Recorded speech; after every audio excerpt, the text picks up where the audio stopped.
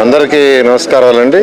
ఈరోజు నెల్లూరులో ఏదైతే వార్డు వైజు వెల్ఫేర్ అసోసియేషన్ పెట్టారో మొత్తం 42 వెల్ఫేర్ అసోసియేషన్స్ 54 డివిజన్లో ఉన్నాయి.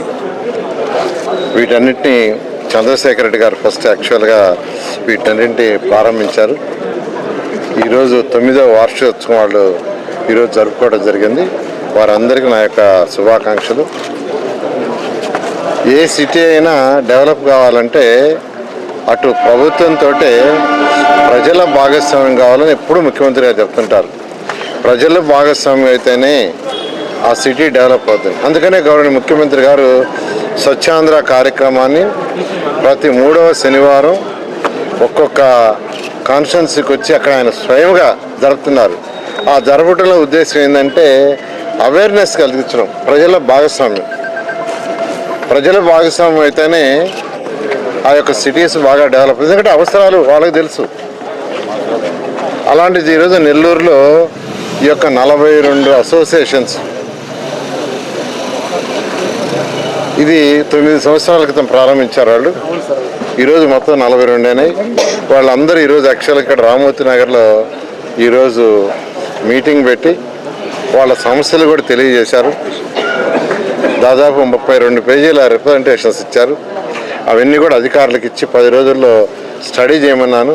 అందులో షార్ట్ పీరియడ్లో అంటే ఇమ్మీడియట్గా ఒక నెలలో చేయగలిగినవి ఏముంటే అవి ఇమ్మీడియట్గా చేయటం, లేదా 2-3 నెలల్లో చేయగలిగిన చేయటం.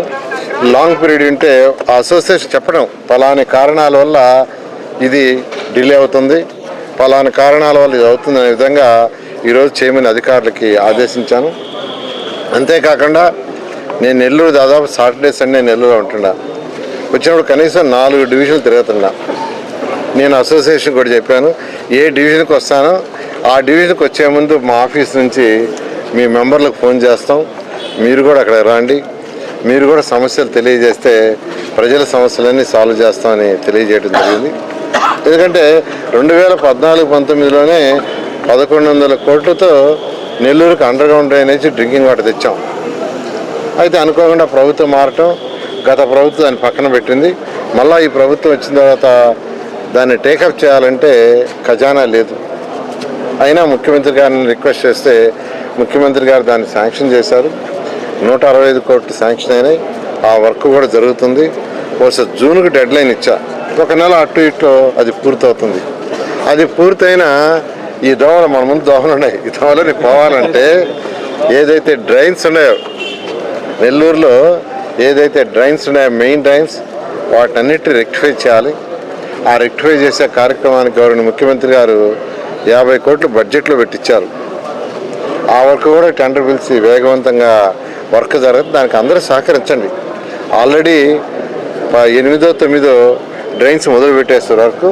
మిగతా కూడా ఒక వారం 10 రోజులు మొదలు పెడతారు. అందరూ సహకరించండి. ఎవరిని ఇబ్బంది పెట్టం.